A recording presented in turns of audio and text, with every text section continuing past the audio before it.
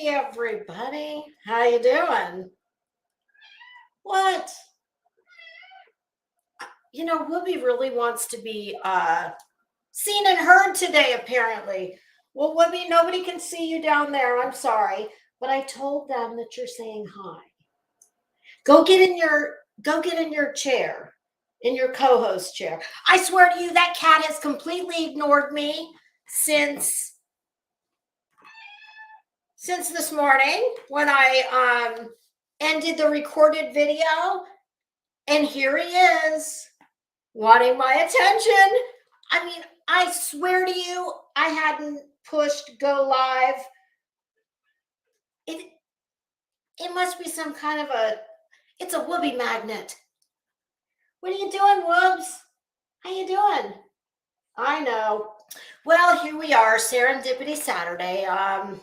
Yeah, my Saturday did not turn out at all as it was expected to. Why is that? Well, I was supposed to go to a bridal shower, and my husband, I'm just watching Whoopi, sorry. my husband had a play date with the boys, and one of them parked their truck right behind, well, in front of my garage. But when I opened up the garage, lo and behold, there was said truck and no keys to move said truck. And they're not anywhere close enough to where they could just run back and bring me the keys. So unfortunately, that didn't happen. So I was quite literally the proverbial all dressed up and no place to go.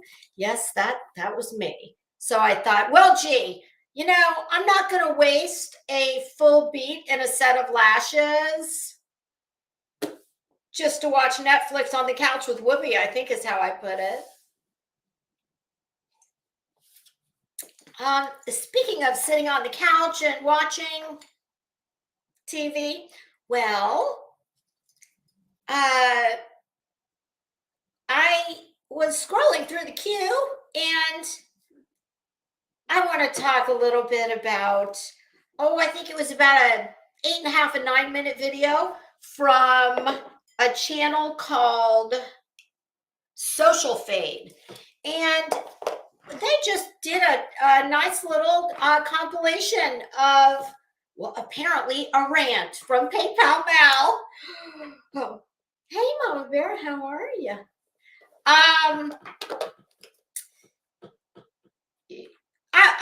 Mama Bear, I was just saying I'm going to talk about a 8.5, 9 minute video that I watched about a half hour ago on Social Fade. Now, before I forget, as I was going through the queue, and I'm going to go back and watch this later, because it was a little long for me to have enough time to watch it this morning before coming in here and being able to comment on it. And I don't know that I am going to comment on it, but hey, SoFlo Mama, how are you? And that is the Glarers video. I believe it was from yesterday about the Reverend Donna Serafina. Will, just a word to the wise. I'm sure you don't care about this, but I'm just going to tell you anyway, based on my very teeny weeny little bit of experience with the Reverend Donna Serafina fans. Oh my God, Will, Kevlar might be in order. Y'all, one time, it's probably been at least a year ago. Do y'all remember when Bullhorn Betty went to Rogersville, Tennessee, and I think this was the same trip where she found the dog that had been hit by a car at the foot of the Wells driveway, which naturally she blamed on them, even though she had no idea what had happened. and very angrily called the lead detective in the Summer Wells case to bitch about the dog. Now, don't get it twisted. I am an absolute animal lover. I have 1 dog and 3 cats, and I had 2 dogs. I have no, I can't even watch SPCA commercials, okay? Because they hurt my heart. So this has nothing to do with the animal and, you know, the fact that it had died. It's that her dumbass would think that the person you call is the lead detective well, I'm not going to say that. That is not the case. The lead detective in a missing / possibly deceased child's case. And she, in a very small town, not dumb bitch, thought that that was who you called to bitch about a deceased dog. But I believe it was that trip where she went, she did a, what's that thing called where you get the randonautica, something like that. It's kind of like a random scavenger hunt kind of deal that you can do. Well, she was doing like a rando places of interest, we'll just say, that apparently the Reverend Donna Serafina, who, just for the record, I've never gone to her channel. I've never looked at one video. I'm not a psycho. Freudian slip. I am not a psychic person. Sorry, I didn't mean to say psycho. I am not a psychic person.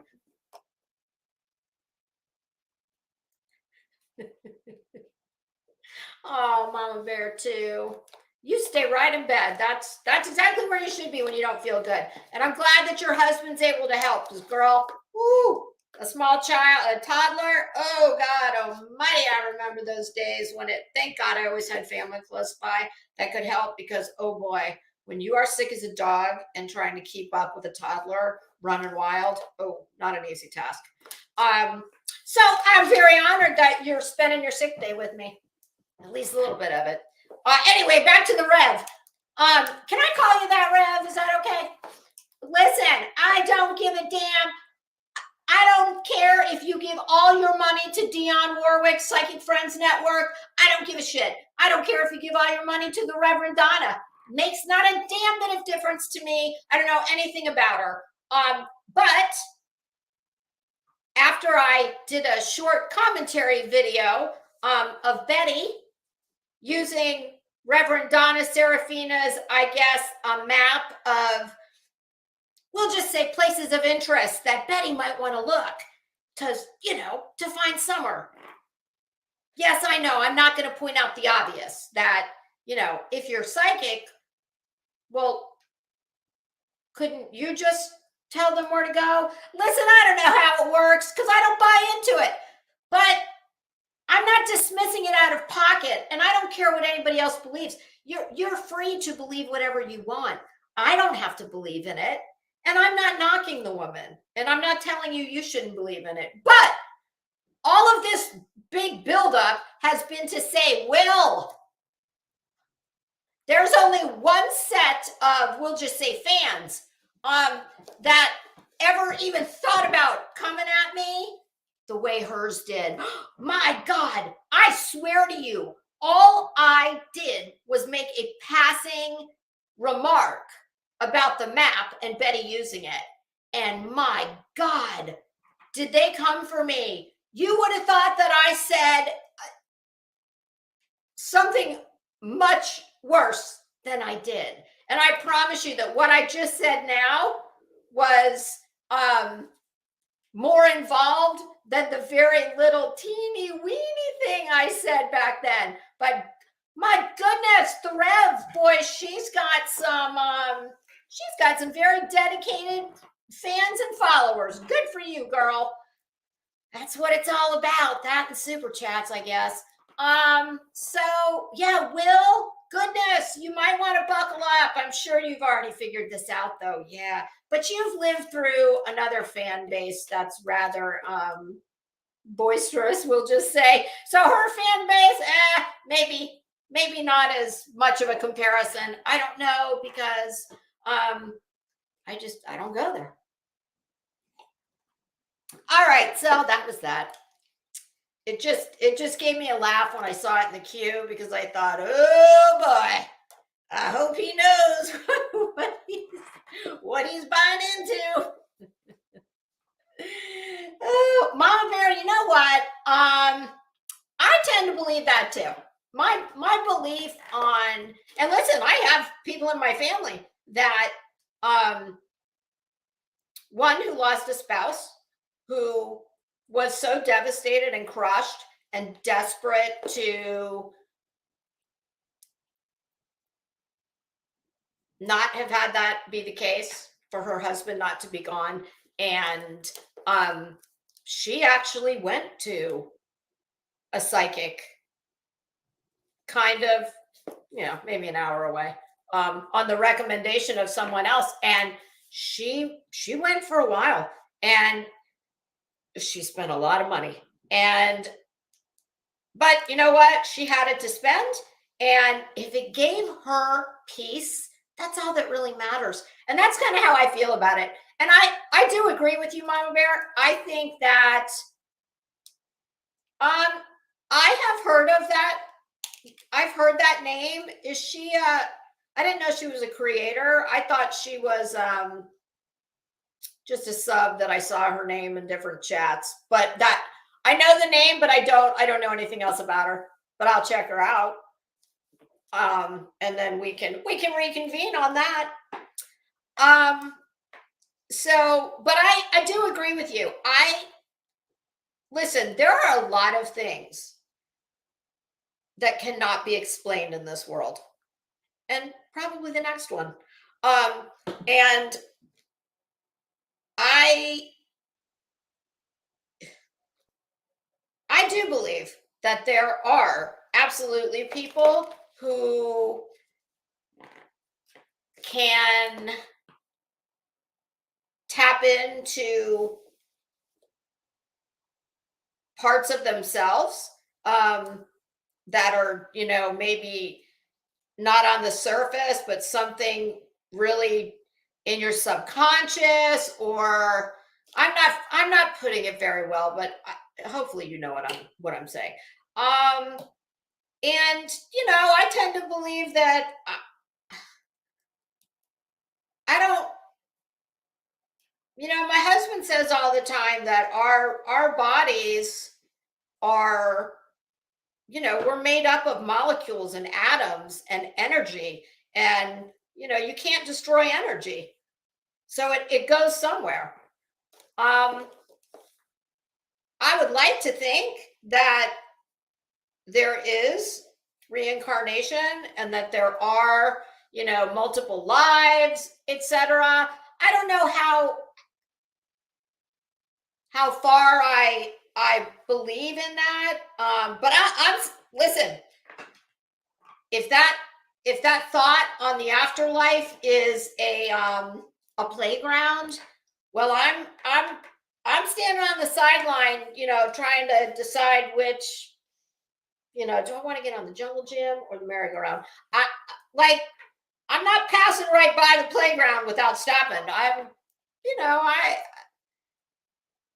And the older you get, the more you probably start buying into these kinds of thoughts by design. I will tell you this. I think I told this story before. I was in Savannah, Georgia, probably 2 years ago, year and a half, 2 years ago. And oh, okay, Mama Bear, I will check her out. Now I'm curious. In fact, I'm going to write that down so that I remember to do it.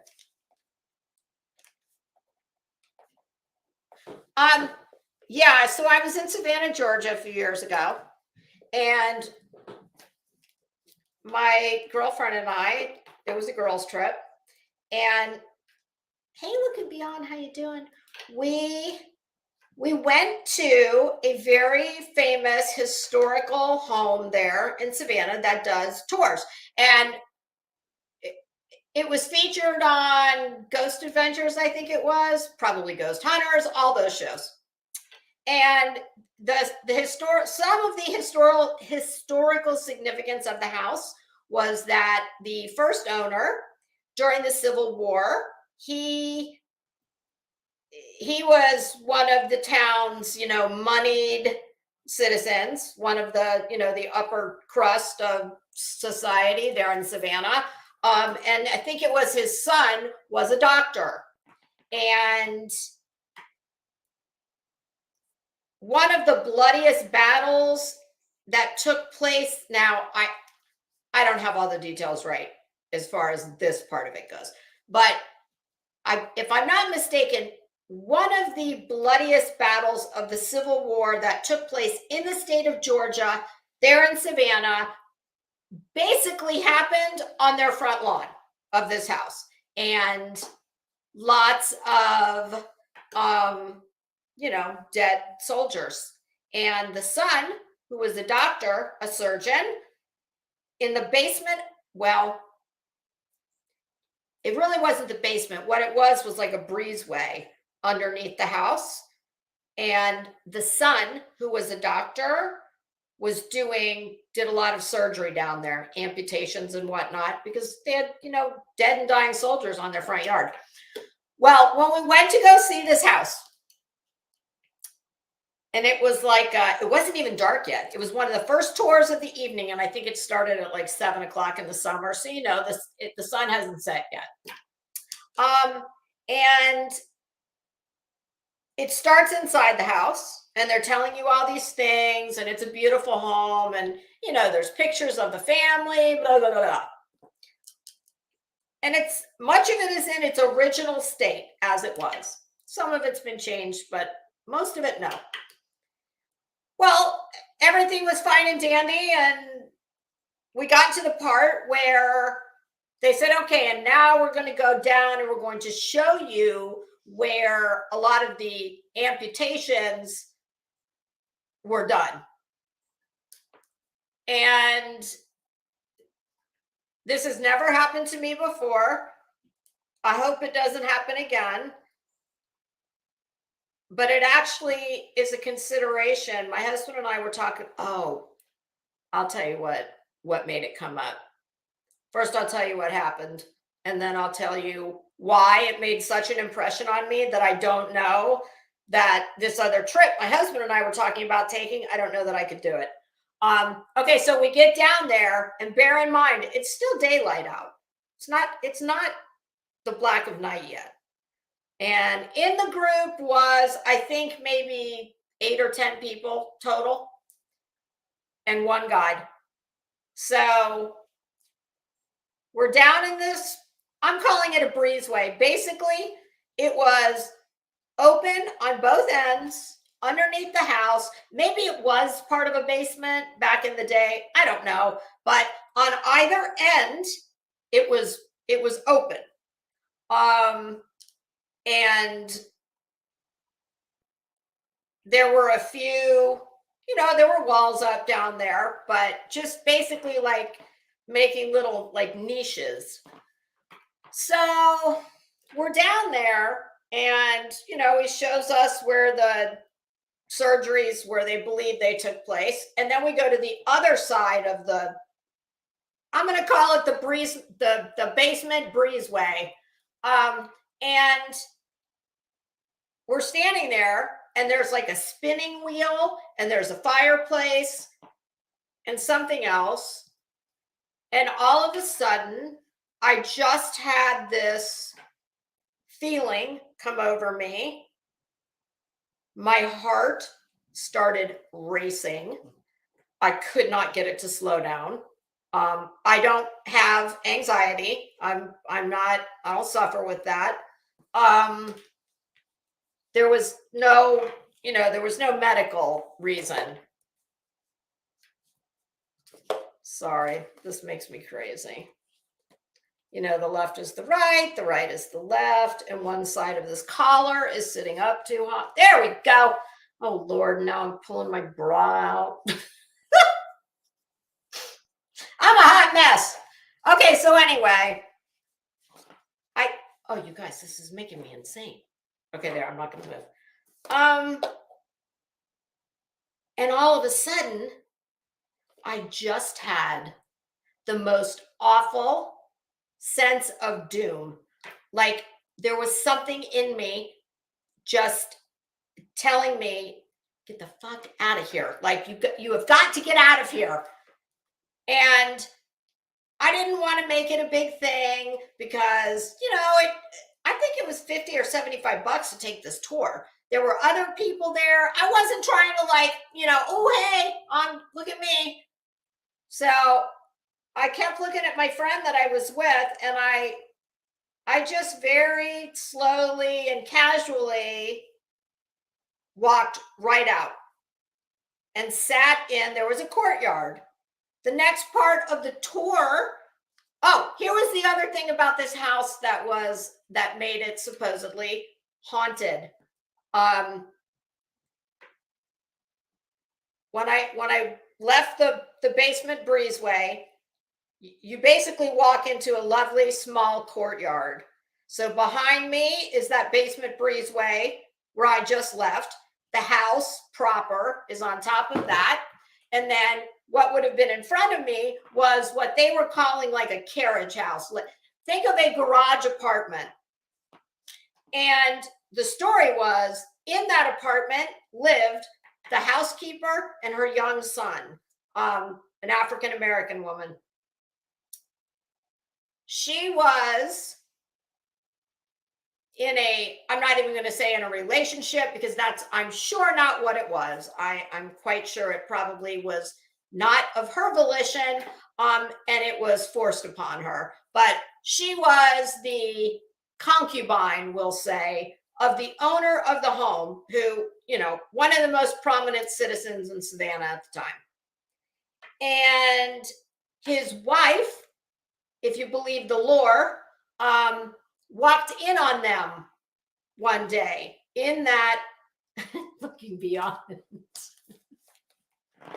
I don't have room in my purse for a damn spirit box. So the wife catches them, and supposedly the wife proceeds to take herself to the top of the house, to the roof, and dive headfirst into the courtyard, where she departs this life and goes into the next. And then supposedly about a week later, the housekeeper is found hanging in the garage apartment. That is supposed to be next on our tour. So clearly, okay, I couldn't even be in the basement. So no, Lisa's out. Peace out. So I'm sitting there in the courtyard waiting for my girlfriend to, get finished with that part. And then I'm just going to casually let her know. I'm going to walk over and rejoin the little group. And I'm just going to tell her, hey, I'm just going to hang out in the courtyard because I'm just feeling weird.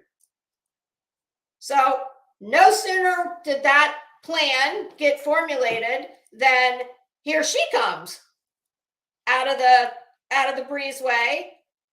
And I'm expecting to see the rest of the group behind her. Well, no, they were not.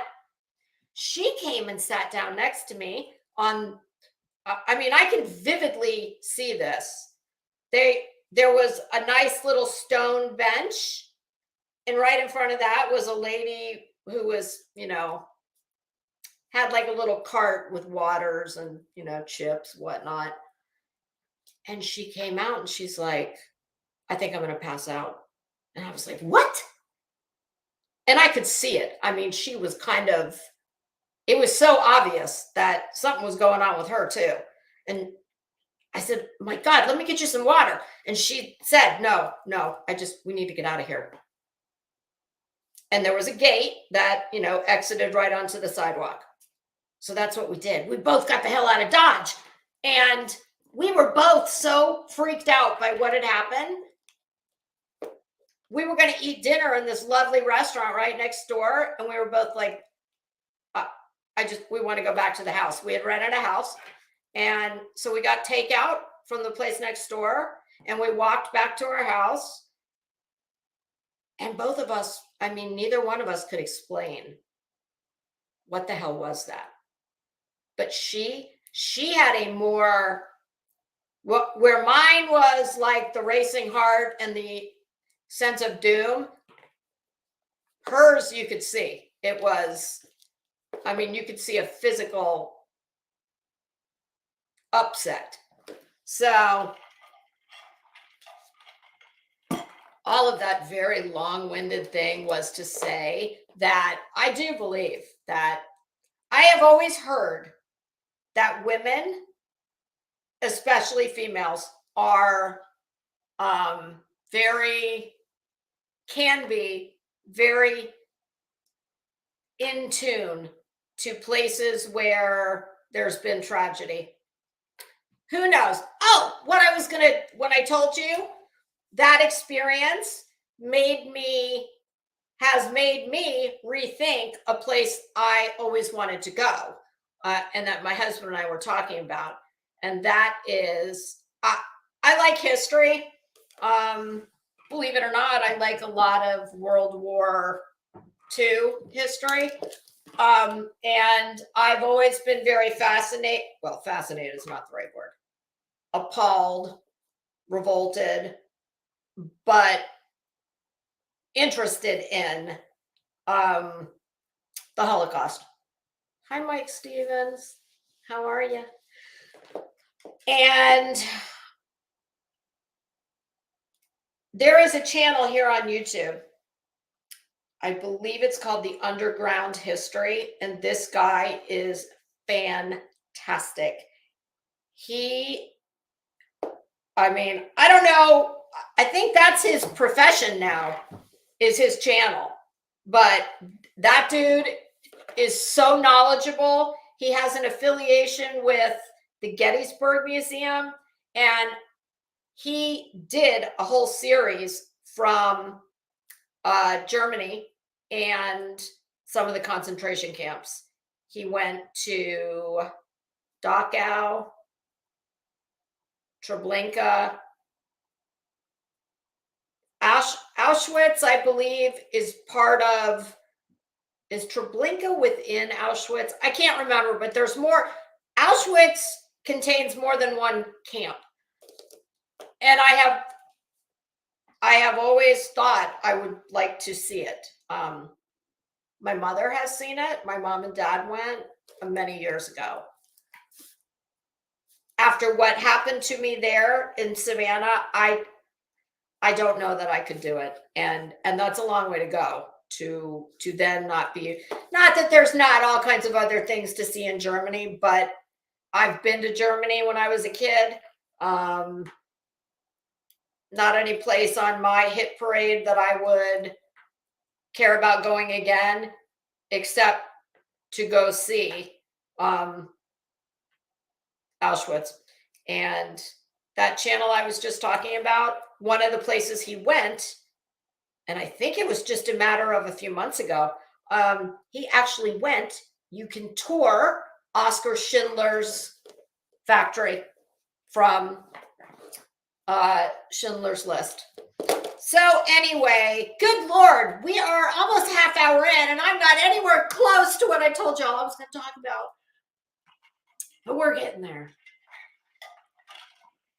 Oh, Mama Bear, if you like history, you will love him.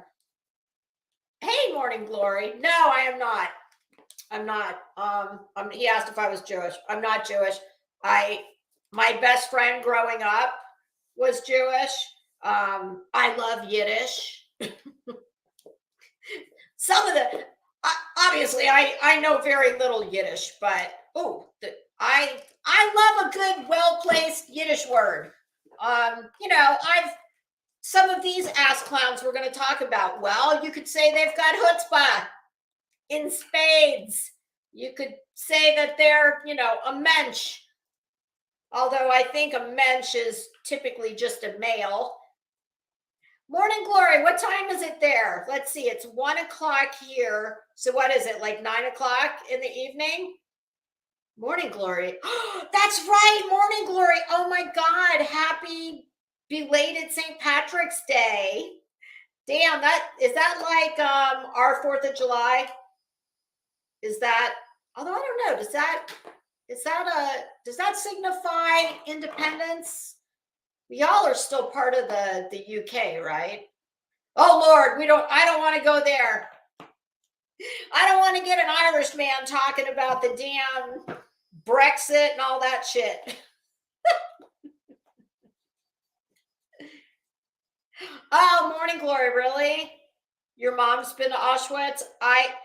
True story. When I was growing up, I had a girlfriend who lived down the street from me, and her mother had the tattoo from, she was not in Auschwitz. She was Armenian, and she was a little girl. And I couldn't tell you how she ended up there or why. I believe she's probably what they would have referred to as a gypsy. Oh,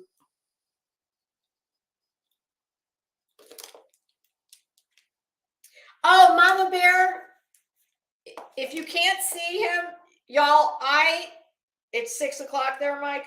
I stream on 2 channels. The chats do not merge. So if I'm talking about somebody you can't see, jump into either, if you're in Crimes and Fashion, go into Fashionistas, Felons, and Fruit Loops, and vice versa. And then you'll be able to chat.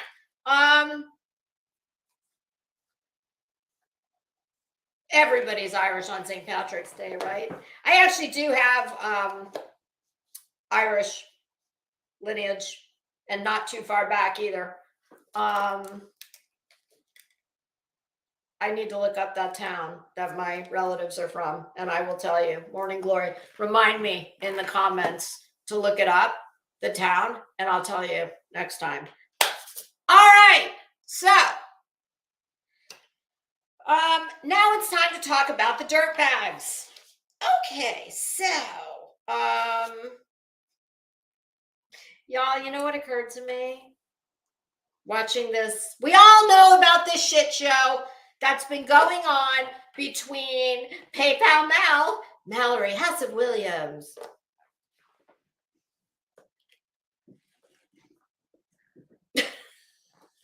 God, that makes me crazy. I don't know what it is.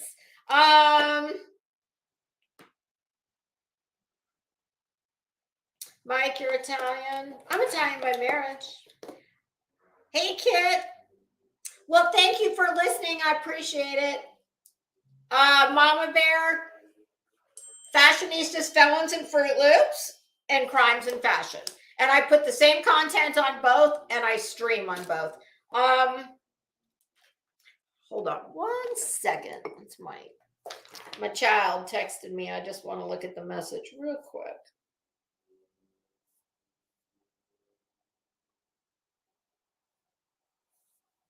Okay, honey, I will text you when I'm done. I'm on YouTube right now, but I will call you in just a little while. I love you. XOXO. Okay. So what occurred to me is this thing that's going on between, first of all, they're both assholes, and who gives a shit? Yes, it is my professional opinion. And my God, listen, you dipshits, there's a lot of, I'm going to do y'all a solid. This is a public service announcement for both of you, because you both need my help. Because clearly, I don't know how the hell the two of you have gotten to be the ages that you are, and not understand a few very basic things. So I'm going to enlighten you. Don't worry. But, so yes, the backstory for any of the kids in the back, or the kids like me who, every once in a while you just got to unplug and step away from this shit show of insanity that goes on here.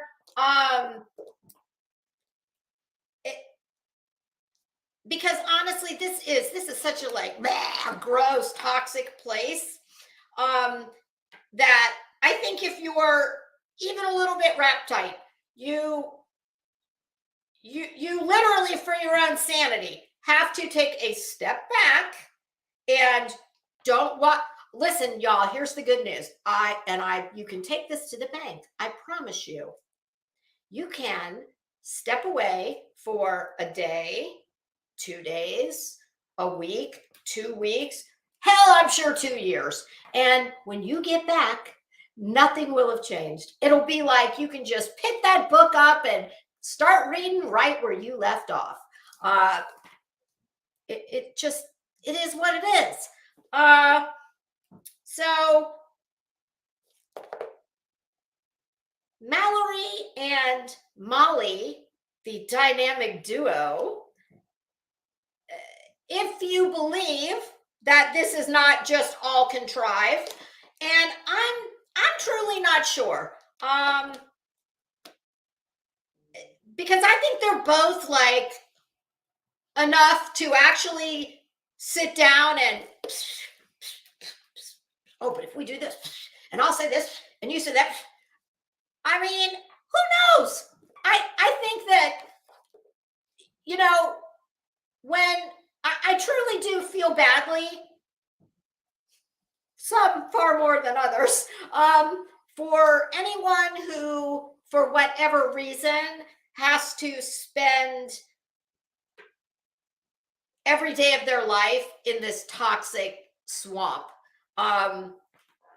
Whether that's because it's your job and you need the money, e-begging and grifting, or it's your validation and you're so insecure that you've got such a case of FOMO that you just have to be, you know, pardon the pun, pardon the expression, tits deep, in this insanity every day of the week.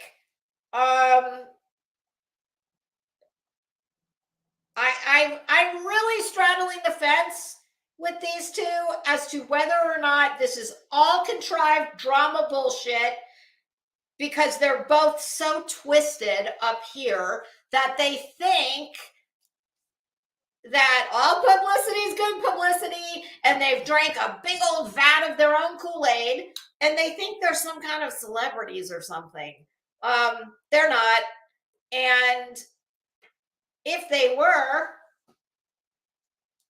well, you know, we just did the Oscars the other day, and I promise you, nobody forgets about Cate Blanchett if she decides to, you know, park herself on a beach in St. Moritz or Monaco and, you know, have a little downtime. Yeah, she doesn't, I'm sure she's not, you know, calling into the studio to see if there's, you know, do you need to messenger over like 875 scripts for me to, no. So, hey, Beer Can, how you doing? If these two were really as important or not expendable as they want you to think they are, I don't think it takes a rocket scientist or a genius to know that no matter your presence on here, whether you've got a big, huge channel like Molly Go Lightly, and you are world famous throughout YouTube and the internet, and, you know, a boss bitch, she's a rich bitch, or you are Mallery, who, despite her very loud and foaming at the mouth protestations to the otherwise, to the contrary, oh, I think she very much would like to emulate Molly. Oh, and she does in many ways.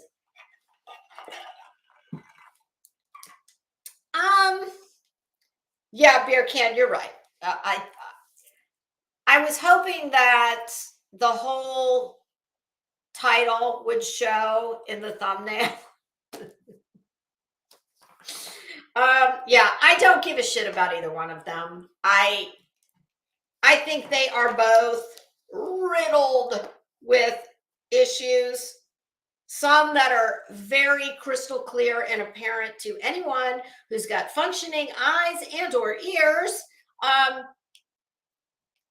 You know, I'm quite certain that the DSM contains, oh, I'm sure, multiple diagnostic codes that apply to both of them.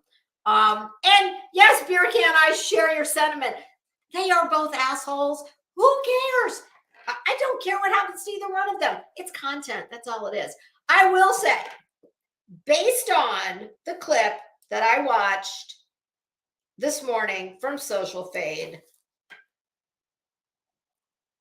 even though I know far less, not that I know anything about either one of them, but I've had more watching time with Mallery, which is still, I mean, in total, since I've been on YouTube, from her channel, probably all in 1 hour. Molly Go Lightly, maybe 15 minutes. Hey, hippie, how you doing? But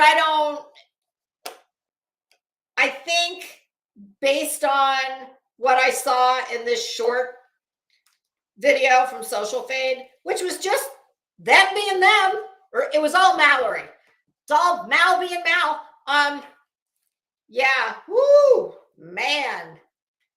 This is what compelled me to come in here, and this is kind of how I feel about it. And I'm stating right here, they're both assholes. I don't give a shit what happens to either one of them. I truly do not. However, after watching Mallery and do what I'm sure in her mind was reading Molly for filth, I thought, well, bitch, if that's how you want to play it, let me show you how it's really done. And yeah, we're going to have a little show and tell towards the end. And I just thought, now listen, this is not me. I'm not taking up for Molly, because God knows, all of you that know way more about her than I do have all filled me in and, you know, given me the condensed version of her YouTube career. But I really thought that Mallery was really pretty hideous and said some really horrible shit. And I just kind of thought, well, you know, it's all relative. This is what I like to say. It's with everything in life, it's all relative. So, you know, Mal, your ugly ass shoe that you very proudly showed to the camera, and you said, and bitch, can you sashay in this? Well, I was sitting on my couch and I thought, oh, Mal, really? It's all relative, sweetie, because can you sashay in this? Oh, probably not. I don't sashay, by the way. So, you know, it's all relative, pumpkin. You know, I guess in your world, that black thing you held up, which at least it didn't have a broken shoelace attached to it. So there is that. But I guess in your world, that black shoe was like, woohoo! That, you know, oh boy, that you were going to show her. Well, in my world, honey, come talk to me when you can sashay in that. Oh yeah, and just in case you want to know the brand, it's Cassidy. It looks like Cassidy, but it's pronounced Cassidy. And you know, hey, I'm sure there might be some bitch out there who's gonna, I don't know, hold up some shoe and think she's gonna, whoop, touche, bitch, to me. And there probably is, okay? I'm not trying to be like you and act like, oh, I'm on the top and there ain't nobody that does it better than me. No, I'm sure there is. but I can hold my own. So I guess what I'm really trying to say is, girl, you got to be careful when you start, getting all shitty with somebody thinking you're all high and mighty, slinging insults around because, hey, you don't think she's in your league? Well, guess what? You ain't in mine. So, that's just how I see it. So I guess in a weird, like roundabout kind of way, this might sound like I am sticking up for MGL. I'm not. She doesn't need me to stick up for her. Okay. She doesn't. She's, oh goodness. I mean, she's like a damn honey badger off a leash who needs a muzzle sometimes. So Molly Golightly doesn't need me defending her.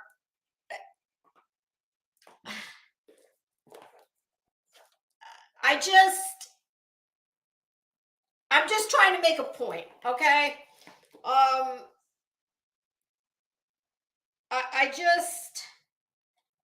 They're both assholes. They're both tacky as shit.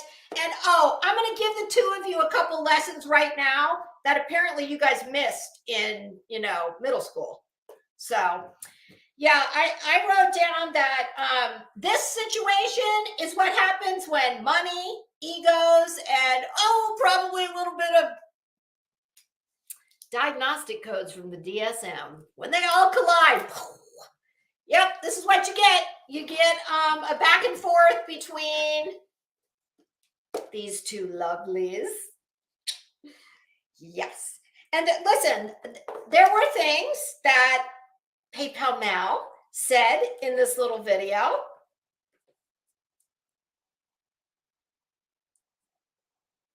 Oh, Mama Bear, really? Okay, so Mama Bear feels kind of the opposite of me. She kind of was feeling a little bit of sympathy for Mal.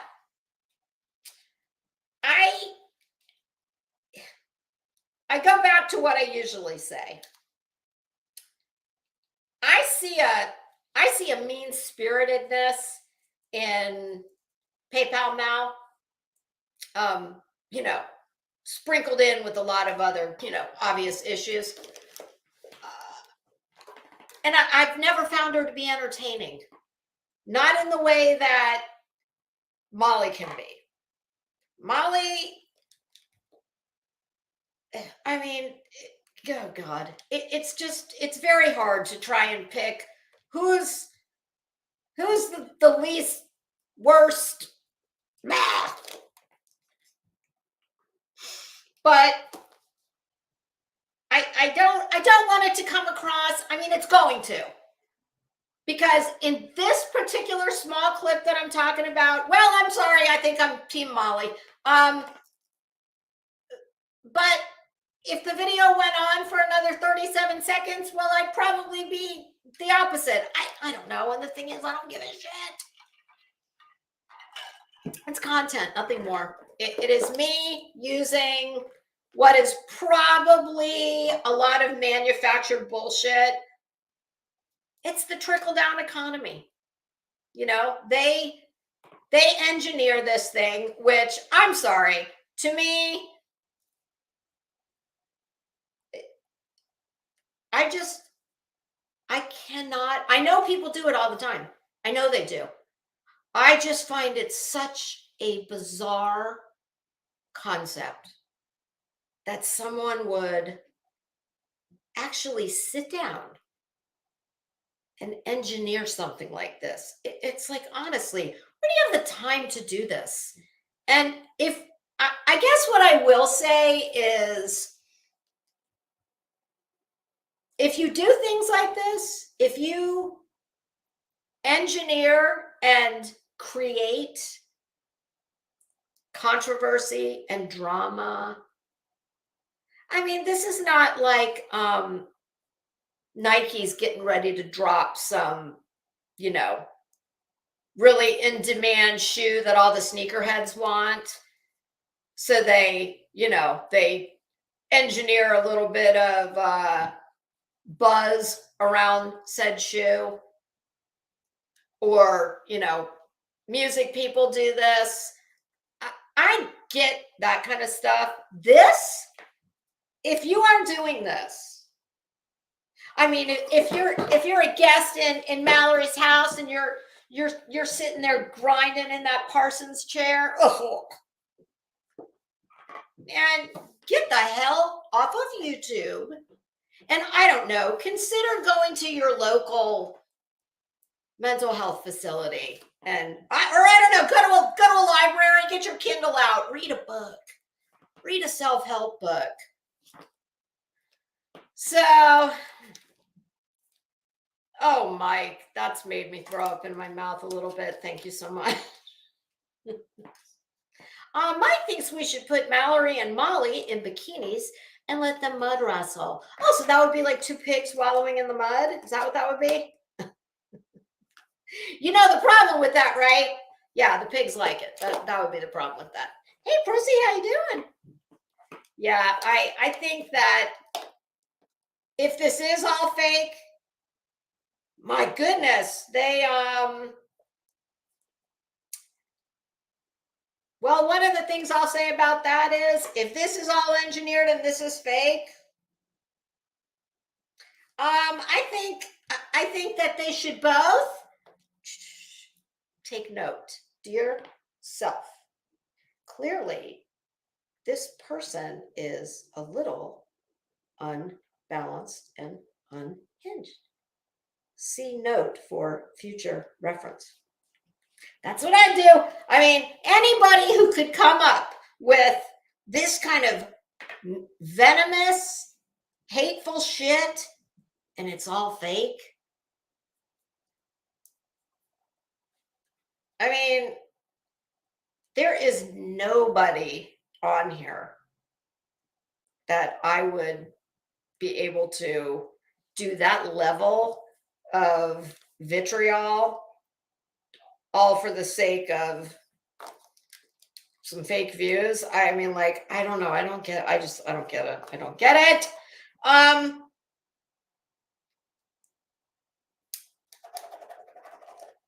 The thumbnail. How'd y'all like that thumbnail? And there's a few reasons I use that thumbnail.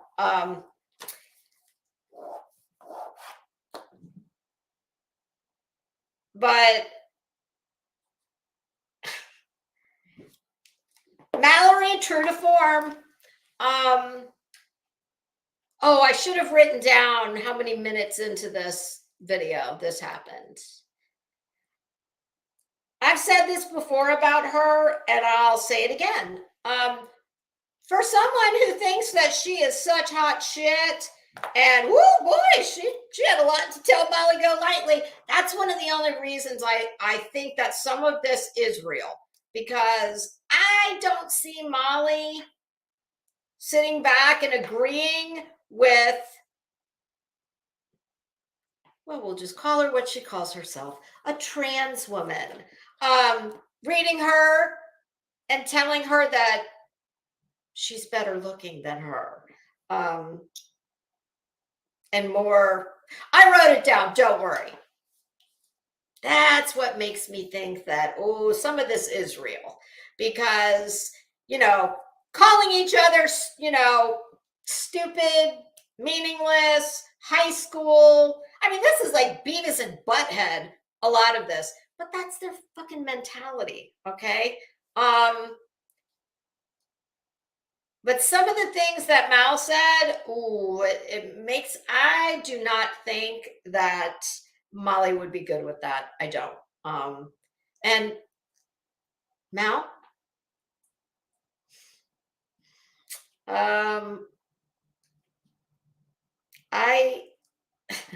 well, like the title says, Mallery says MGL can't compete. Remember what we talked about earlier? Remember when we did our show and tell? Remember this? Well, you don't think MGL can compete with you? Well, I don't think you can compete with me. So, like I said, that's what I mean when I say it's all relative. You kind of like the title. Yeah. Oh, Molly can't compete. Touche. Touche, honey. Yeah. Your cottage or your, whatever, your home, you need a big old barrel of Windex because you live in a rather large glass box that, I don't know, your vision is being obscured by all the stones. The stones you're throwing. Hey, Snickerdoodle, how you doing? Yeah, so as per the usual and as typical for PayPal Mal, she goes to her go-to. Oh, Mal, in case you're wondering, this lipstick is by Pat McGrath, and it is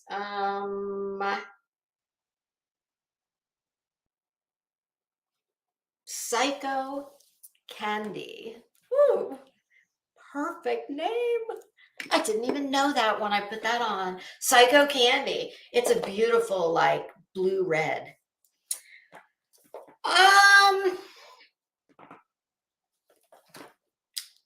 So what I did was I didn't write it down word for word, and I was pressed for time, so I didn't type it. Kit says Quasimodo looks better than them both. Well, he sure was nicer. And sometimes no matter how unattractive the outside can be, when you're really pretty on the inside, well, my goodness, it has a way of making people see the outside differently. I mean, that's a truism, folks. I mean, that is, anybody who's lived a little bit of life, who's even a little bit evolved, knows exactly what I'm saying. And the inverse works as well. Sometimes you can see somebody who's physically beautiful, but either they're dumb AF or they're mean AF, and you start to see that as so.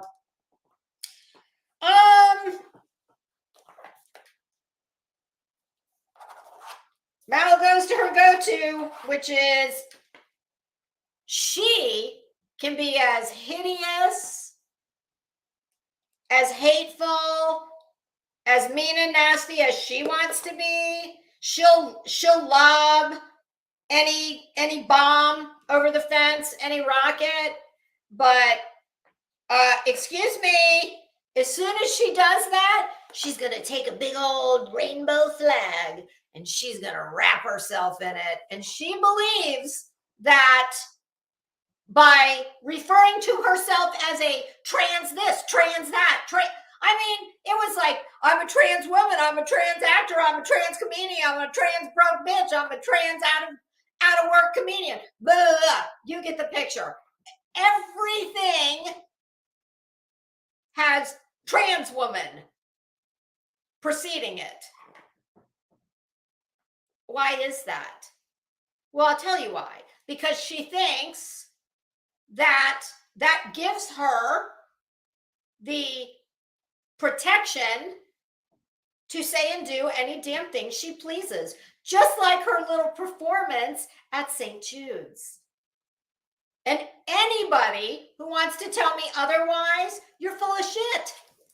Go watch. It's very apparent. And you know what?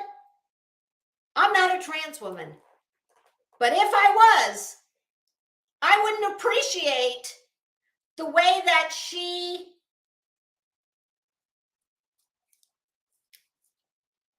I'm trying to be very delicate about how I put this, because I'm not looking to insult a bunch of people. I'm truly not. But I don't think that she does her community any good when she's all over YouTube acting the damn fool and then putting trans woman in front of every damn thing that she has to say. So another trans woman who behaves like a lady and a decent person, which is really all anybody gives a shit about, Mal. Nobody gives a damn about what's under your friggin' dress or your, your skirt. I don't give a shit. Nobody does. It's about what's here. That's my problem with you. Not your trans status. You use that as a weapon is what you do. And then you use it as a shield. And you probably make it more difficult for just a normal trans person who's just out here trying to live a good life. And they've got you as the probably the gold standard of what not to do and how not to behave. I mean, I'm not trying to make her responsible for, representing the entire trans community. I'm sure they don't want her. But it looks like most of the chat agrees that she's probably not doing her fellow trans community members a whole lot of good. And morning glory, yes, she weaponizes, perfect wording, she weaponizes her trans status. And the way you know that what I'm saying is true, go listen to her. And listen to her say hateful, shitty, nasty things. Then to be followed by, I am a trans woman, I am a trans comedian, I'm a trans bitch, I'm a trans that, trans. You're the one who brings the shit up all the time, not us. We're not bringing it up. Kit, she does. Absolutely. All right, so, okay, ladies, here's the first lesson that you all need to know, because I've been hearing the two of you go back and forth with this. Hey, Fairy Dust, how you doing? And Mike, you know what's funny is I'm the exact opposite, because I've just always extended that courtesy, because despite what some people may think, I'm not out here trying to, be like them. And I don't try to insult and hurt people. I hold a mirror up to them and show them themselves. That's all I'm doing. Just like people do it to me. So to me, I just always extended that courtesy for so long that now it's like, it's hard to change it. So, but ladies, I've heard both of you do this, and I don't know how the hell you've gotten this far in life, and this, my God, this may explain some of the wardrobe malfunctions. Hey, Barely Human in the Hood. How you doing? I hope this will clear some things up for both of you. Let's see. I've heard Molly say that she's a size. Wait, what did she say? Did she say she was a 5, soon to be a 3? Is that what she said? Oh, morning glory. Well, hey, in prison, you got to take what you can get. Look what look what JLR had to do. He had to try and identify as a woman just to, keep his oh God, I'm trying to put this very diplomatically, to keep his to keep his exit door firmly closed. Although I'm sure that didn't happen. You know he was somebody's bitch. Wow, this sure took a turn. Okay, so that is what she said. How in the hell did you two dumb bitches get to be your age and not understand this very simple fact? And maybe this will explain why y'all have so many wardrobe problems. Ladies, big girls,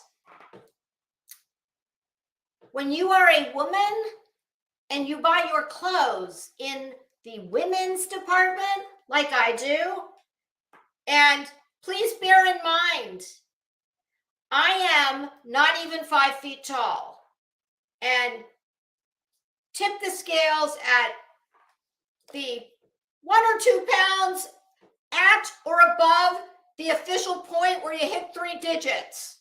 I know that's going to be some higher math. I'm a tiny little person. I am a woman.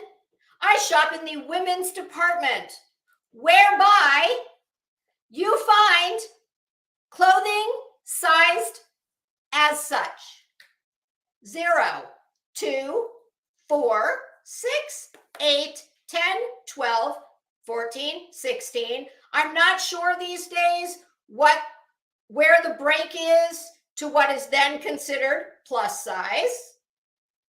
I may also shop in petites, women's petites, which would be 0P, 2P, 4P, 6P, 8P, 10P. Those are big girl sizes, okay? Those are women's sizes. Now listen up, because here's where you girls have gone wrong. Size 1, 3, 5, 7, 9, 11, I think it goes to 13. Those are junior size. Well, my goodness, this could explain why, how did Mallery put it? That everything Molly wears looks like sausage casing? I mean, I am going to have to give Mal a point here. Molly, girl, get out of the damn junior department, pumpkin. Get into the women's sizing. Haven't you ever noticed that? I mean, this isn't hard. And Tom Ford doesn't make anything in a size 3 or a 5. No, his would go, this will really blow your mind in 7,000 pieces. Those sizings would go 32, 34, 36, 38, 40. Some UK size. I'm not going to get into sizing around the world, but I would think Molly, for someone who's a rich bitch wearing all this designer, Tom Ford doesn't make anything in a size 3, 5, 7, 9, 11. How, I mean, which tells me that my guess would be that wherever she buys her clothes, probably in a variety of places like all of us, but wherever she's going to the junior department. Molly, haven't you ever noticed that, you know, all the stuff there, it's like real short and probably has like graphics of rainbows and kittens? I mean, why the fuck are you shopping in the junior department? How are there so many women who do not know? Listen, it's very simple. Remember it this way. Even is big girl size. Odds are little girl size. Yes. Okay, I'm so glad I cleared that up. Yes, if you're buying clothing in odd size numbers, well, you probably also should be shopping at Claire's Boutique, for your accessories. Okay, so, and I've heard this on multiple occasions. So, Molly, please.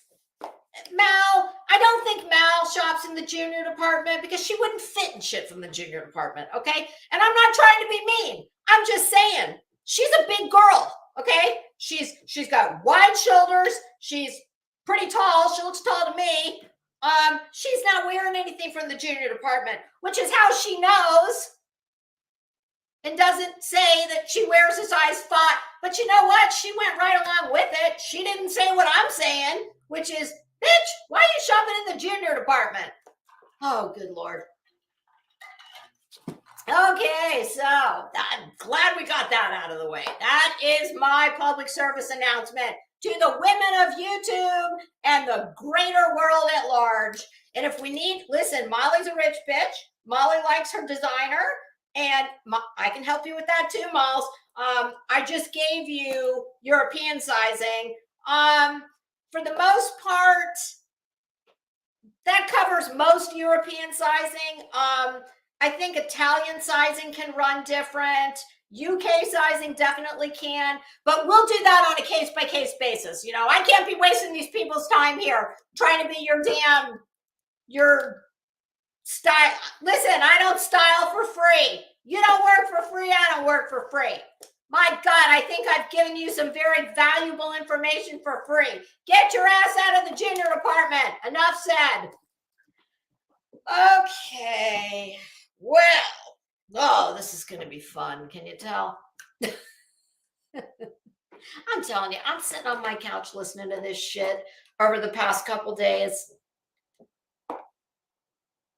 going, what the hell? Like, I mean, there are just some things that, you know, offend me. We get ready to talk about a few of them. Okay, so everything here came from Social Fade.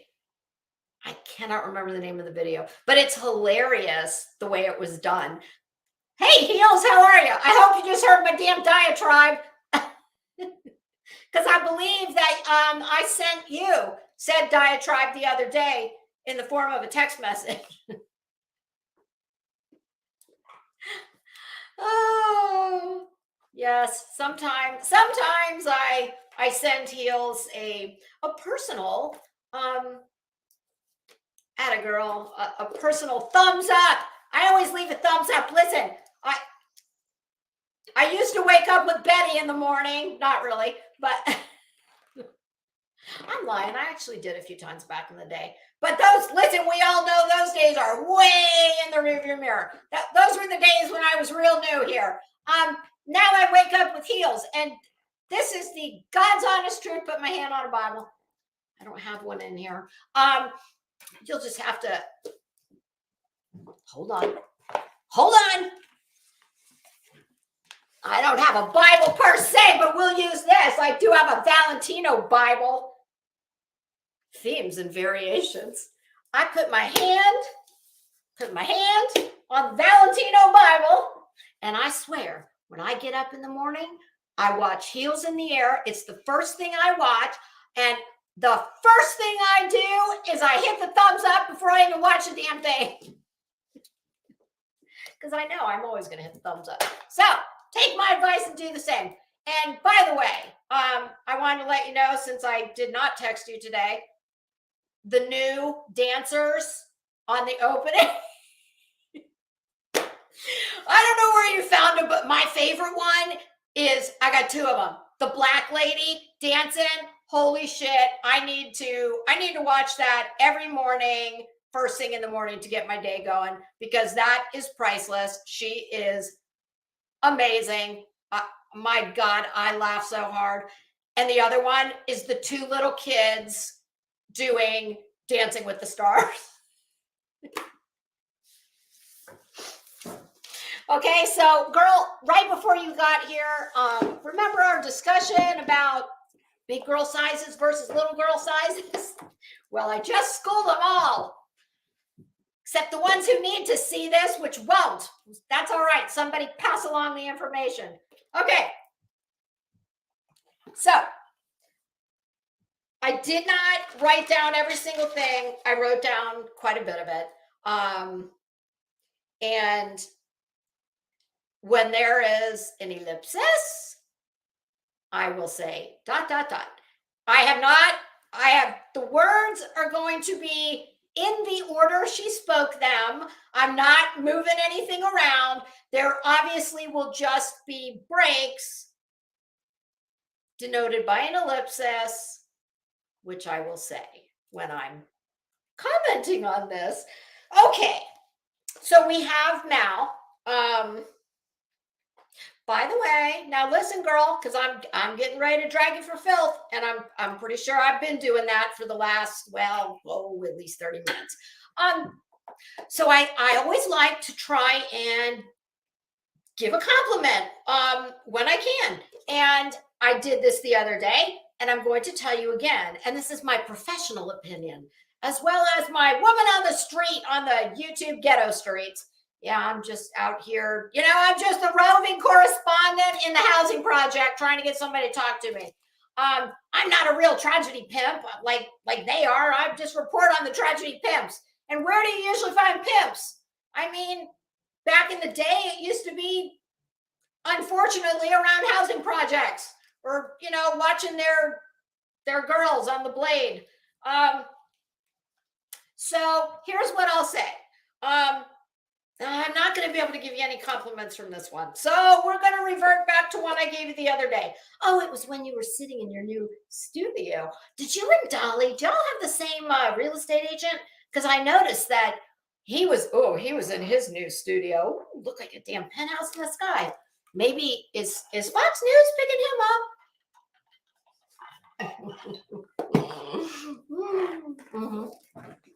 No. Not. Oh my God, he might have been in big demand yesterday, being St. Patrick's Day. They might have wanted the damn leprechaun on the street commentary. I'm sorry, when I look at him, he just looks like an old damn broke down, beat up leprechaun. Okay, so now the other day when you were in your, you know, Dolly's got his Fox News penthouse in the sky set. Gosh, you know, here's the one thing y'all got to work on though, because this is what you will not see on Fox News. You're never going to see him sitting in a gamer chair. No, you're not. I mean, Greg Gutfeld probably sits in one at home, but not, not when he's on the 5. So Mal, when you did your video the other day in front of a lovely fireplace wall, which, you know, somebody in my family has one of those, and actually a couple people in my family have them, and I'm actually thinking I might want one. You know what's great about, although I'm pretty sure hers was just a skin, but it goes in the wall. I don't know how they do it. My sister had hers built, but it's, you know, the fake fireplace, and you can change the color of the fire, the rocks. Oh, it's amazing. Yes, theirs are definitely fake. But yes, Mal, you were sitting in front of your lovely fireplace, and I think I already complimented your hair. I told you that your hair looked nice that day, and it did. You know, you might want to get a little frizzies. Girl, hey, listen, I know. I live here. I mean, this is hell's waiting room. I get it. It's like a blast furnace here. And we haven't even gotten into the real humidity, but I don't need to tell you that. You know this.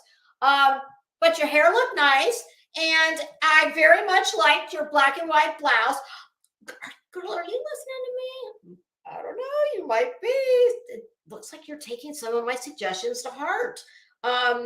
Now that piece, I couldn't tell if that was silk or polyester, but I hope you took my advice and that it's silk. And I think you will agree with me that, oh, you know, silk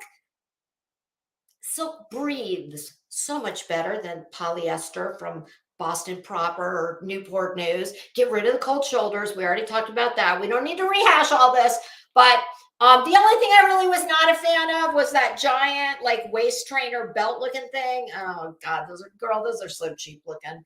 That looked like it came from Rave or Torrid, one of those. No, out. Don't wear that again. But I did like your hair, and I very much liked your black and white top. So we're heading in the right direction. Oh, Mama Bear, I agree. I don't know what, I mean, my God, I don't know what kind of desperate you would have to be. Like, no, no. Mm-mm. I, well, what do they call it when you're, I know what an incel is. What is it when you choose that? Oh, probably just a celibate. Okay, I get it. All right, here we go. I saw none of Mallery or Molly's response to this. Oh, I'm quite sure there was a response. What I was going to say, I would imagine it was a very disproportionate response, but in this case, I can't say that. Whatever her response was, I'm sure, yeah, she deserved it. So here we go. Quote, I outshined her in every direction. ... She cannot compete with the Mallory Williams show. Oh, Mallory. Now, are you like, do you broadcast on YouTube from your efficiency? Like, by choice? I mean, since you are a trans everything, I mean, if you're bad, you're nationwide, in the words of ZZ Top. I mean, don't you think it seems a little like delusional? Because come on now, I think much like our friend Betty.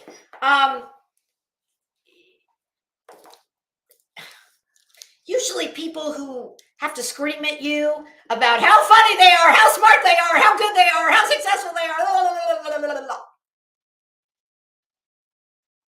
I mean, Mal, you're an old bitch like me. So you remember the days of let your fingers do the walking. Remember that campaign for the phone company back when we used to have phones and phone books, landlines? Hell, I remember when phones had cords. So do you.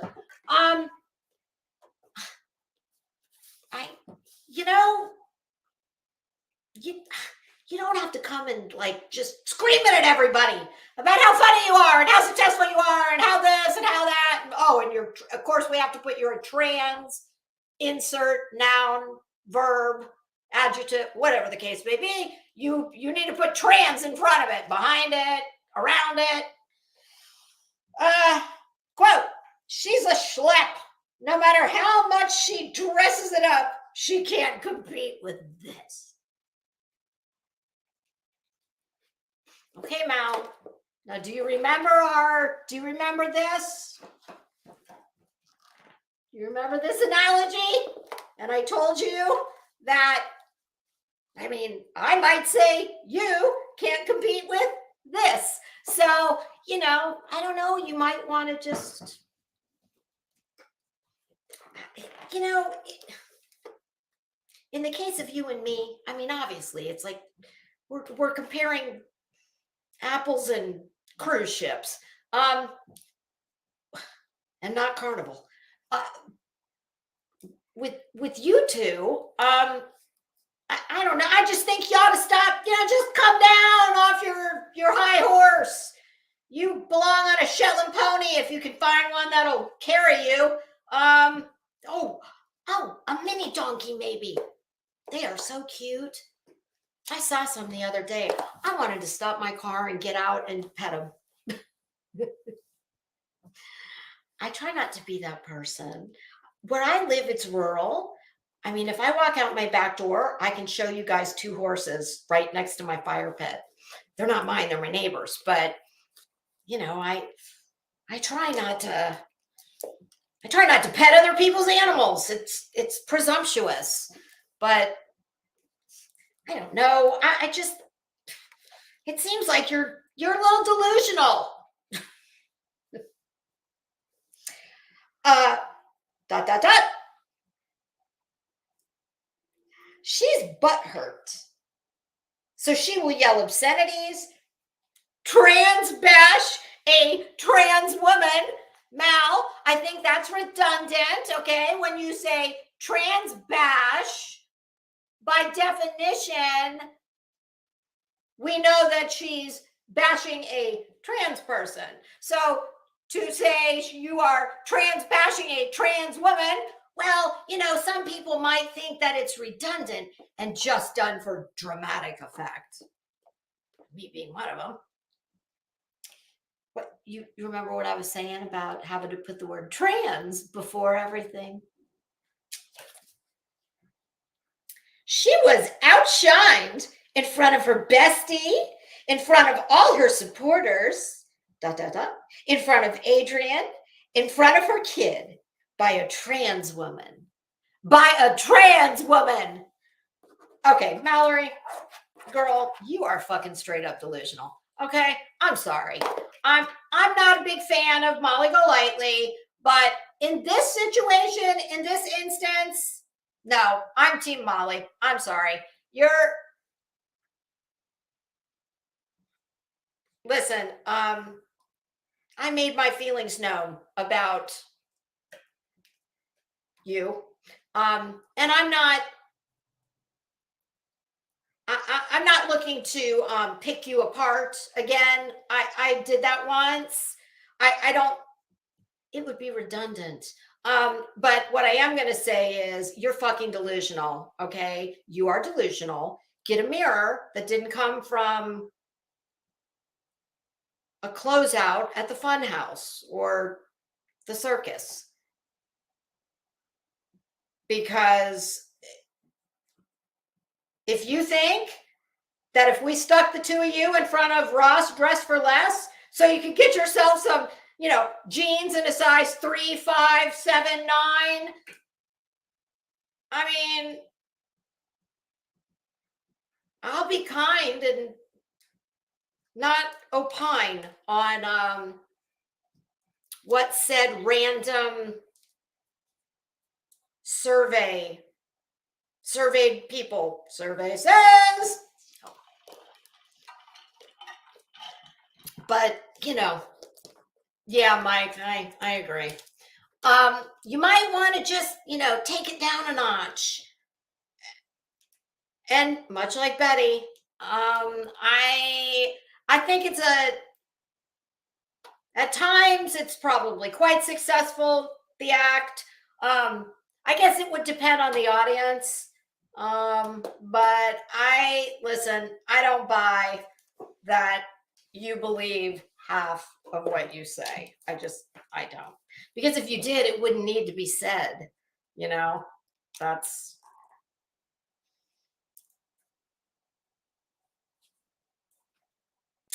Snickerdoodle, that is, yes, the golden rule. That is how we are, you know, ideally what we're supposed to do. That's why I said in the beginning, these two, like whatever feedback, commentary from people like me that they get, and listen, I'm not going all in like, oh, Snickerdoodle. Girl, don't you think I have? She says, Betty, Lisa, give her some hair tips. I have given her many. I actually had my own hairdresser give her assessment. Her diagnosis and treatment was wall trimmer, no guard. But yeah, Mallory, all both of you are doing, I've told you before, you're a lady. I'm sorry. You're a woman. Wonderful. Work on being a lady. And all you two are doing are making yourselves look like low rent, low class bitches. I mean, my God, I cannot conceive of a situation where I would ever behave like this online for all the world to laugh at. And that's what everybody's doing. Everybody that's normal is doing what I'm doing. They're going, oh my God, these two are such assholes. Who cares? And like, they got a screw loose. Like, if it's fake, my God, go get help. Like, if you are willing to debase yourself like this for super chats and views, go get help. If it's real and you would show your ass like this, both of you, go get help. I mean, it's just disgusting. My God, pride. Ooh, that ship sailed. That ship left port a long time ago, and it's probably never coming back. That's the sad part. This is what everybody expects from those two. And listen, both you dumb bitches can sit up here and talk about how hot you are, how rich you are, how funny you are, how this you are, how that you are. You're not. You are both low rent. I mean, it's gross. It's gross. Moving on. But I have to say, in this one, the thing I just read, I mean, Mallery, seriously. See, here's where these people lose me, and people like them. Nothing is sacred. There's no low that they will not go to. You didn't need to put her husband's name. And even if I would give you the husband, because, you know, she talks about him and occasionally I guess he takes part in her show sometimes. Okay, so I wouldn't do it. That one I can rationalize it. I still think it's gross. But her son, you put her son's name in your mouth, you're gross. Inexcusable. You should never speak on people's children. And to say something like that, it is so classless. You have no class. Neither one. GP, the OG. Honestly, I don't know. I saw that she was live the other day, but I know she has come back and she's left a couple times. I don't know. I don't know what's going on with her. I hope everything's okay though. I'm sure it is. She probably just, like all of us, this shit really like starts to wear on you. But yeah, nobody should be ever speaking anyone's child's name. None. Oh God. I'm sorry. It's a bridge too far. Especially someone who doesn't have children.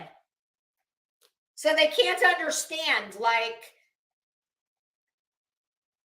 that instinct that comes out when somebody talks about your children.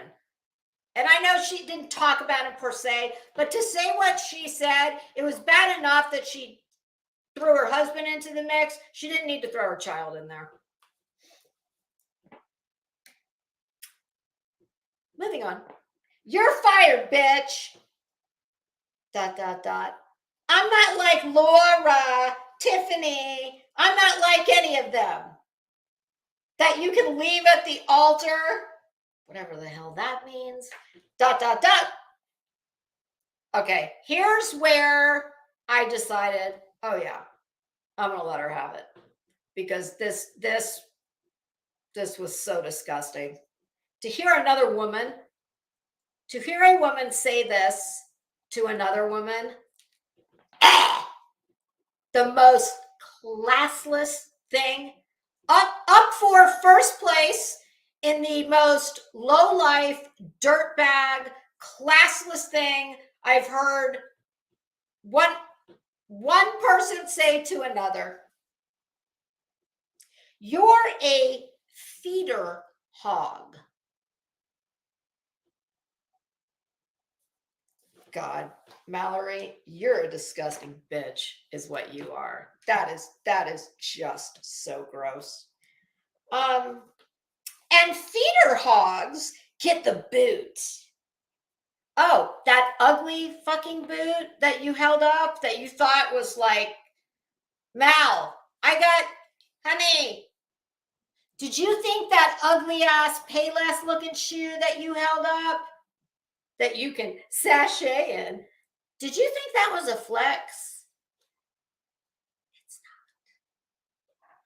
not. I wear better looking shoes to garden, and that's not a joke.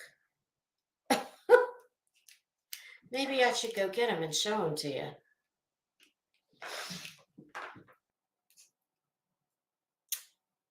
You got it, feeder hog. ...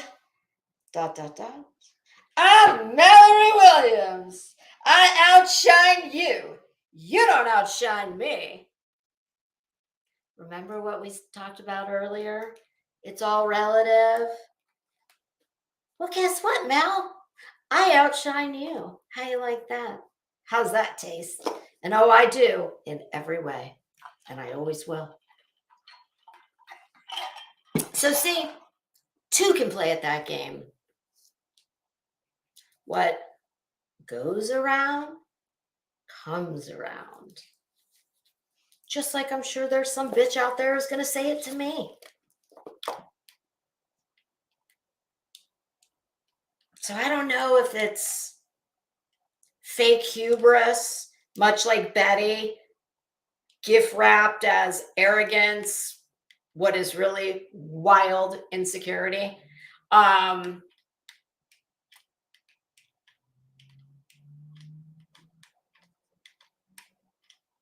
Oh, they're both just gross. It's kind of like trying to decide who's more gross. Ouch. Oh, Mike Stevens, my God.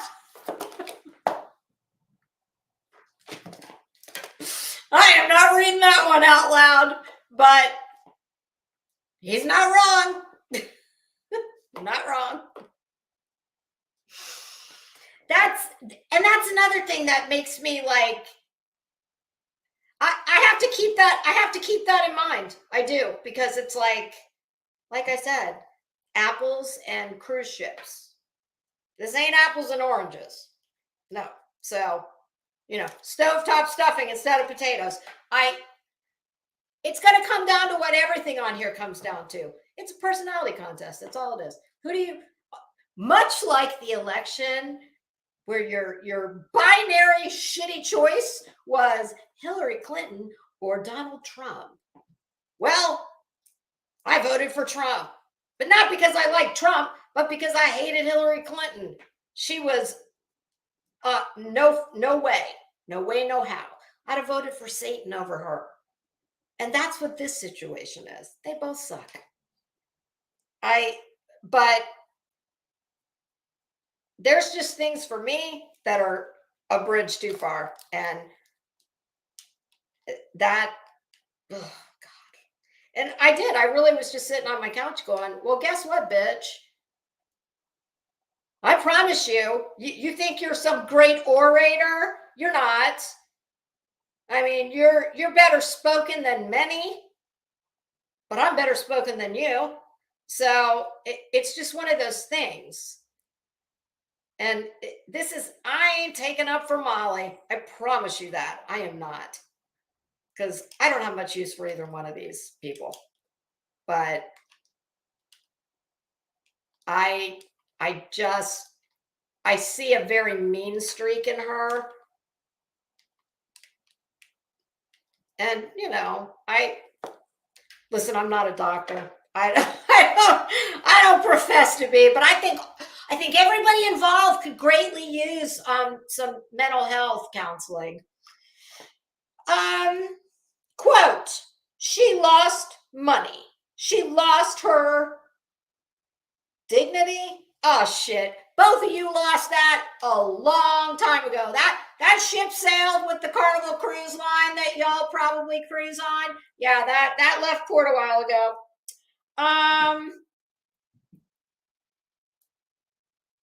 I'm Mallery Williams. I outshine you. You don't outshine me. Oh, God. She's the emperor without clothing. ... Naked as a jaybird. Oh, God, please don't do that. In her size 8, now 5. I think we are, oh, well, now, by that reference, that tells me that we're shopping in this outfit that apparently came from the juniors and the regular ladies department, because we've got an 8 and a 5. I still don't know how you've gotten to be this age and not understand how sizing works. Lady, you will always and forever be a size 18. Was Mallery a size, or was Mallery, you better be careful, girl, because I'd say you're a good 14 yourself on a good day. So what, somebody who knows, what's the biggest that Molly ever was? Because I'm only familiar with her where she is now, but my understanding is she's had some help, I guess, to lose weight. Man, I'm not going to take that away from her. It's not healthy to be overweight, says the girl who ate an entire bag of I went to the grocery store yesterday.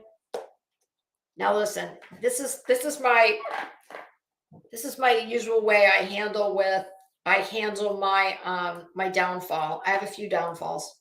Sugar is one of them. I am absolutely addicted to sugar.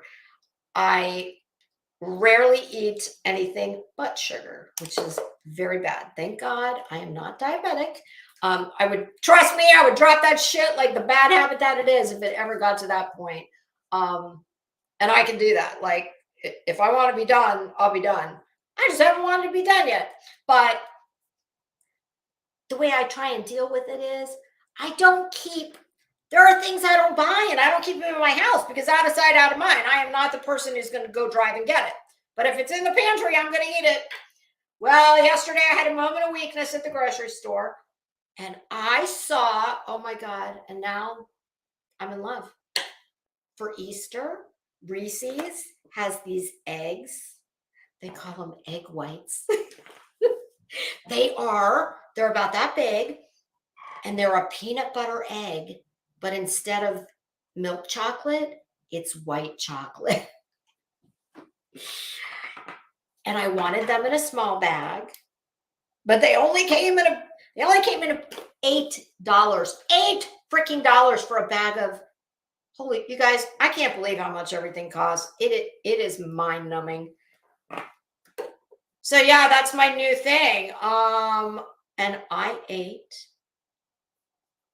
the whole bag between last night and this morning. Before I even had a cup of coffee, I had eaten 4 eggs. Do you know what I had to do? I had a few I had stashed. I went and got them. And I thought, well, to save me from myself, I can either put them outside in the garage and let them turn into chocolate milk.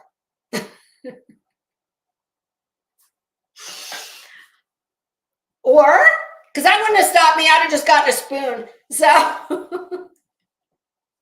So the remaining, I took them out of the package and I had to throw them down the garbage disposal. Because I promise you, just throwing them in the garbage, oh no, I'd have dug them out of the garbage.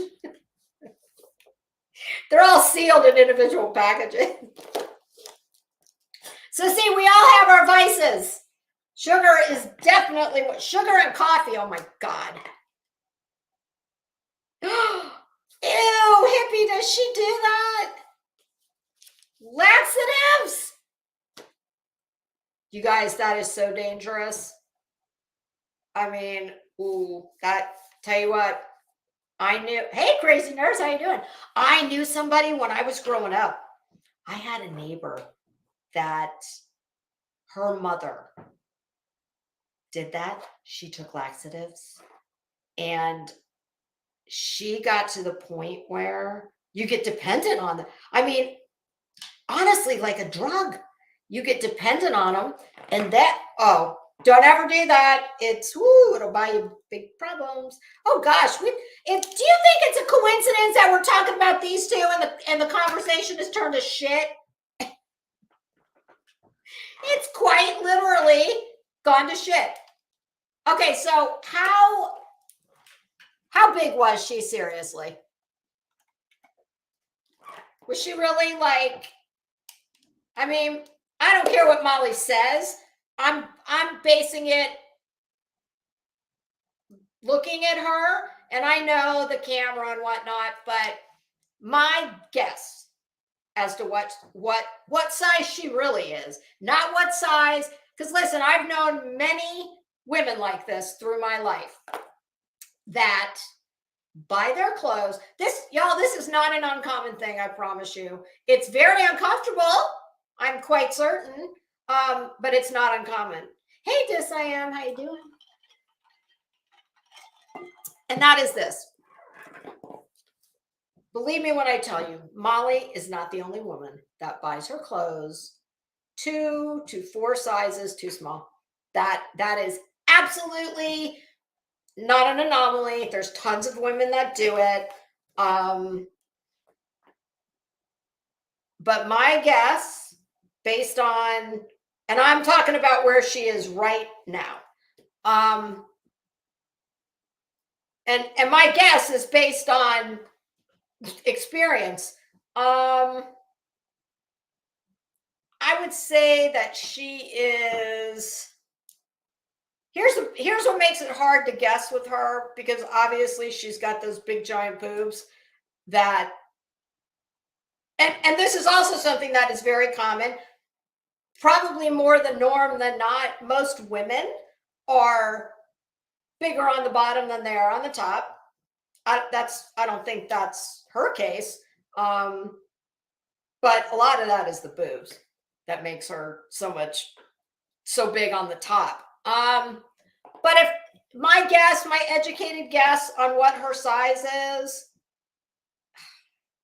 and the boobs are what make it hard, because I promise you, everything she owns, I did hear Mallery say something about it. She doesn't wear dresses or heels or some bullshit like that.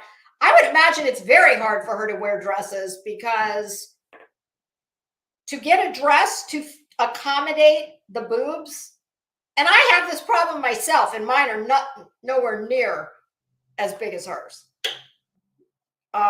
Nor are they geographically located where hers are. But she would have to get a very larger than she probably needs on the bottom to be able to zip it. I promise you, everything, if she does have dresses, every one of them have to be altered. My guess would be she doesn't wear many dresses because of that very reason. I would say she's a separates kind of girl. And my guess as to what size, so forget dresses, that's too hard for me to even give. I could guess a number, but it wouldn't really be representative, because it would be a number based on then having to get that number altered. So let's just say either a skirt or pants.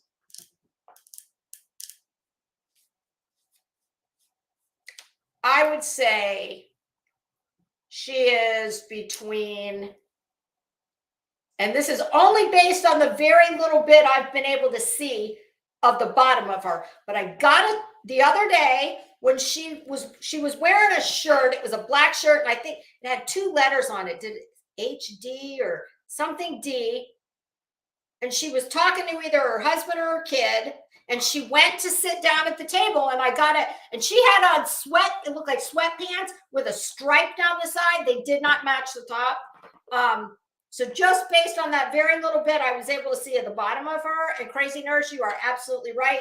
Designer clothing, European sizing is much smaller than American sizes. Women who are very tiny often have good luck with vintage, because back before all the additives in the food, when everything was made from corn syrup, sizing was much smaller than it is now, which is why small women can wear vintage, whereas larger women cannot. But my guess, based on what I saw the other day, let's just say a skirt and a pair of pants. I'm not even going there with jeans, because those run the gamut. I would say on a good day, a 10. Realistically, probably more like a 12, 14. That would be my guess. So, I don't know how the hell we got to here, but here's how. Lady, you will always and forever be a size 18. It's the truth. I don't know about that. At her heaviest, maybe, I don't know. I've never seen her then, but I can promise you right now, she is not an 18. There's no way in hell. Mal, you better be damn careful, because my guess on you, 14. Although there's, you know what? I might have to walk that back, because there's some things that I think I neglected to take into consideration. Oftentimes when women get older, what the body type kind of tends to gravitate to, without, exercise, diet, whatever. A lot of women will get heavy through the middle, like your waist disappears. You don't have a discernible waist anymore. And your legs and ass tend to get flat and tiny. That's not for everybody. That's a big, generalization, but I've seen enough of that's just kind of how it goes. So that and a few other things, I might have to walk back. And interestingly enough, I think that Mallery has the opposite situation going on. I think she's bigger on the top, and I don't mean boobs, than on the bottom. So, but Mal, the bottom line is, girl, you've got absolutely no reason. Like, you need to shut up, because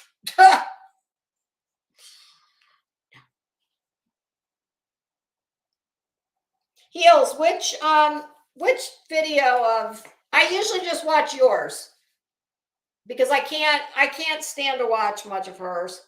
So tell me which one of yours. I thought I was all caught up on yours. I did not watch YouTube for a couple days, except in the morning I did watch whatever Heels had uploaded for that day, but I wasn't going in chats or doing any of that.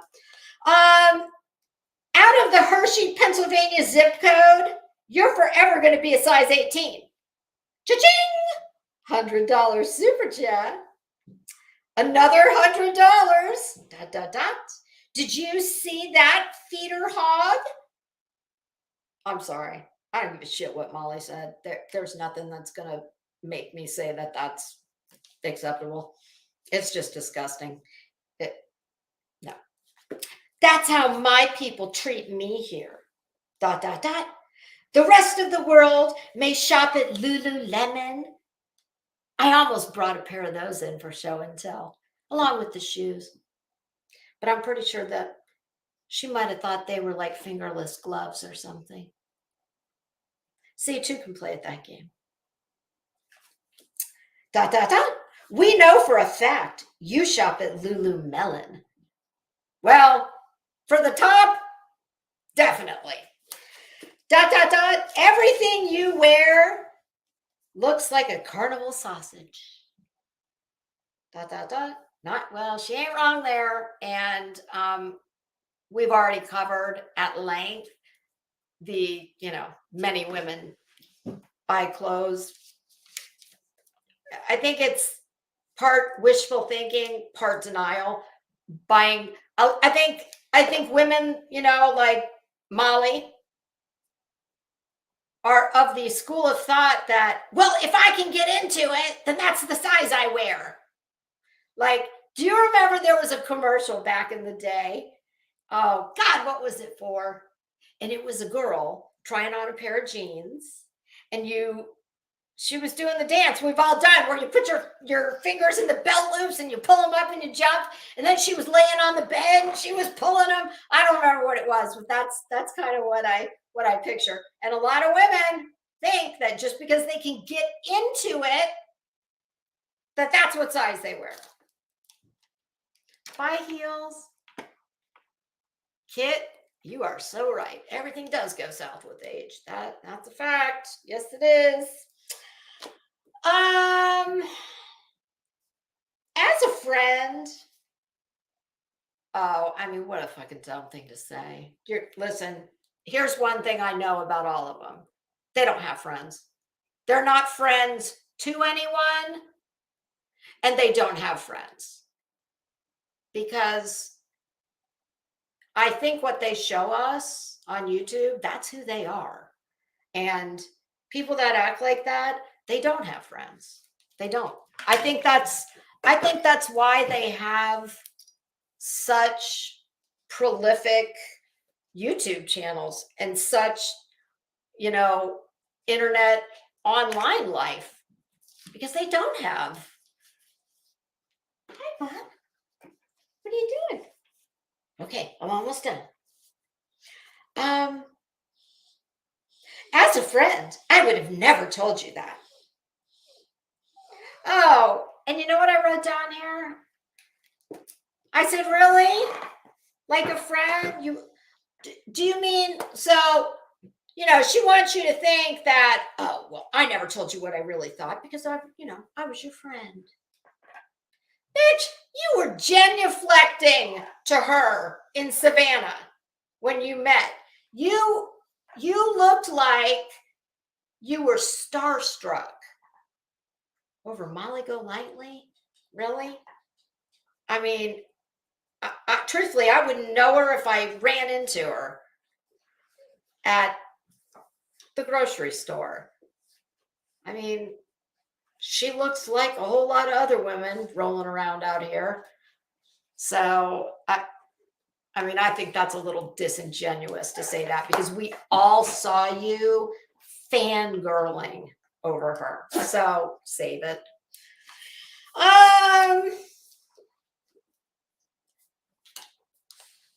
Start shopping out of the Hershey, Pennsylvania zip code and get some clothes that actually fit you. ...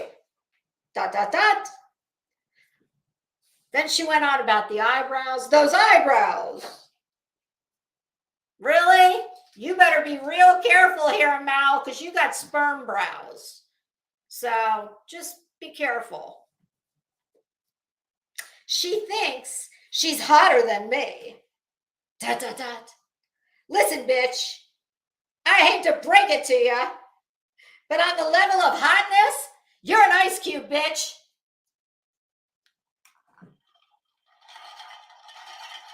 Oh, I just happen to have a whole bunch of them in here.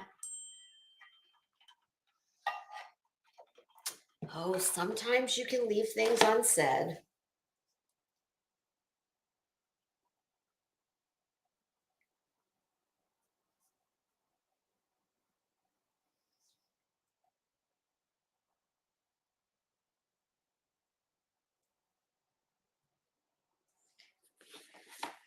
Okay.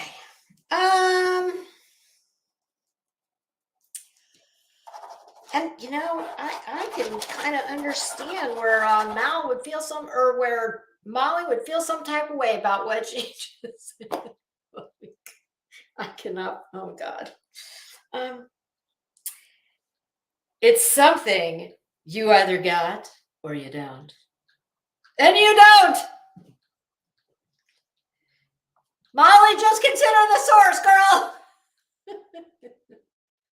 That's why you're bitter as cat shit. Ew, what a disgusting thing to say. What the hell does that even mean? Like, what? Oh, God.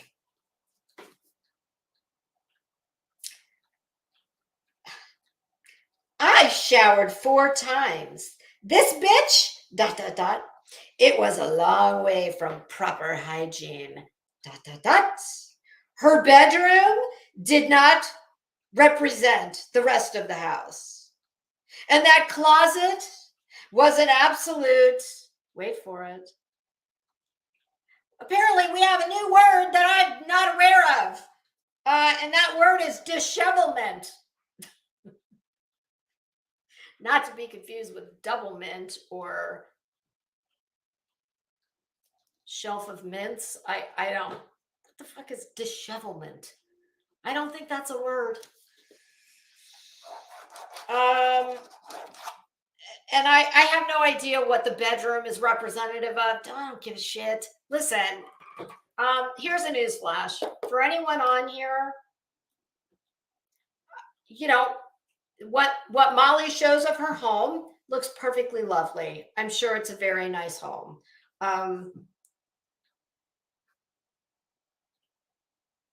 I remember Molly's closet from Wife Swap, and I've said at least 5 times that I was so sad when I saw that that closet was filled with all these cheap plastic shoes. And it's not surprising to me to hear that Molly might be a little bit of like a whirling dervish when she's trying to get ready. I mean, I like things neat and tidy and in their place, but even I fall prey to, sometimes you think you know what you're going to wear and you put it on and you're like, oh my God, I hate this. And you proceed to try on a few more outfits. And sometimes you don't always have time to put them back on the hangers and put them back where they go. So I kind of can get the mental picture of what she's talking about. But I mean, here's a newsflash. For any of you that think that going into Molly Golightly's closet looks like Bergdorf Goodman on the street level entrance where the handbags are and accessories, I mean, that's not how I picture it.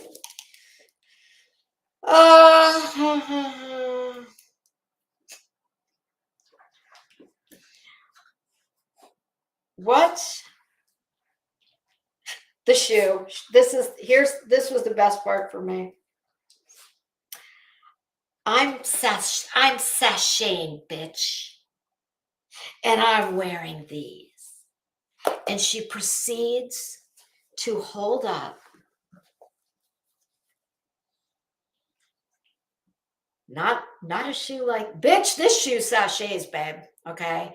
But I don't use words like sachet because that's what old ladies put in their underwear drawer. Strut, possibly.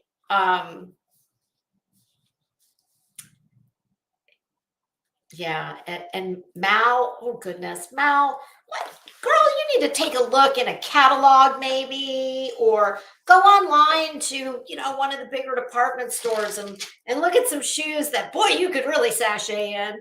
Oh God, you embarrass yourself with these footwear choices. And it's not about how much they cost, although I have no doubt they came from Payless, because they look plastic. They look entirely man-made. Of man-made materials, machine-made of man-made materials. But it's not about that. It's about they're completely like devoid of, they're kind of like a sexier version of a creeper. And they weren't sexy at all. They were like just a damn, my God, did you learn nothing from St. Jude? Christ. See what I mean about glass houses and barrels of Windex these people need? Oh, God. And then she says something about Golightly, who looks talking about this is the last. I stopped it at this point. I was done. I didn't want to hear anymore. She said something about, and there's Golightly on a panel who looks every bit of a trans woman. Now, I don't know if she was saying that Molly looked every bit of a trans woman, or if whoever she was on the panel with. I don't know. Don't give a shit. These people are just absolutely gross. Seriously. That's it. That's all I got. Look at that. 8 minutes took us 2 hours to unpack. But truly, I cannot. I don't know how people watch this shit on their channels. I'll catch these things on the clips. That's it. I cannot. Listen, people. You lose valuable brain cells every time you go and listen to these dolts. I mean, it's just a fact. This place has the pettiness of middle school, the mean-spirited high school. Oh my God. And it's not like, I think I've said enough. Who's Melvin?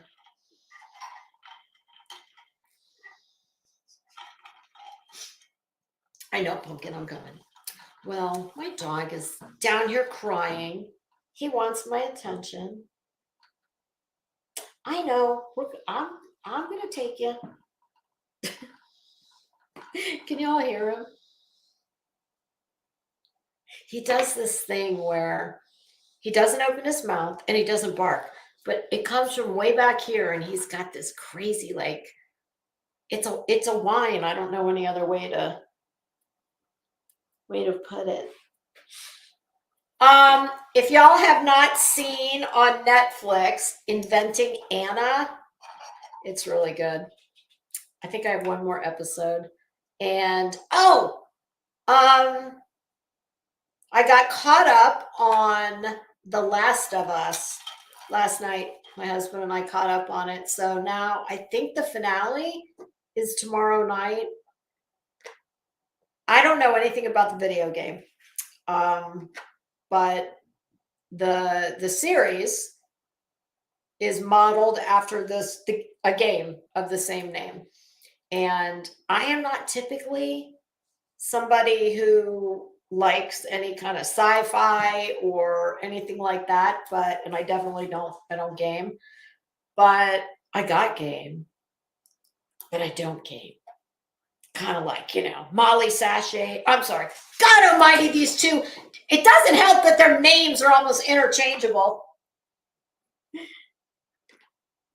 How about, if you haven't watched the video from this morning with my big, sexy, fat beast, Whoopi the cat, upstaging me the whole time,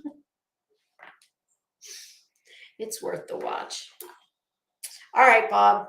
I promise. I'm coming. Okay. Well, my sciatic nerve is screaming at me. My dog's whining. So I'm going to bid you adieu. That's Molly. That would be like probably a 32 in French. So I'm going to bid you adieu. And I hope everyone has a great weekend. Tomorrow's Sunday. Yeah, I don't think I won't be on tomorrow. And Monday, depending on what kind of, crazy shit goes down between now and Monday morning. I don't know. I usually do the YouTubers behaving badly weekend wrap up on Mondays, but I might have, we might not have any more action. I don't know. We'll just have to wait and see. All right, everybody. Thank you for joining me. It's been Crimes and Fashion, along with Fashionistas, Felons, and Fruit Loops, where we talk about some very bad, ignorant ass. In this case, very poorly dressed, sometimes mean/crazy AF people while being dressed to kill. All right. Have a great weekend, everybody. All right, Bob, are you ready?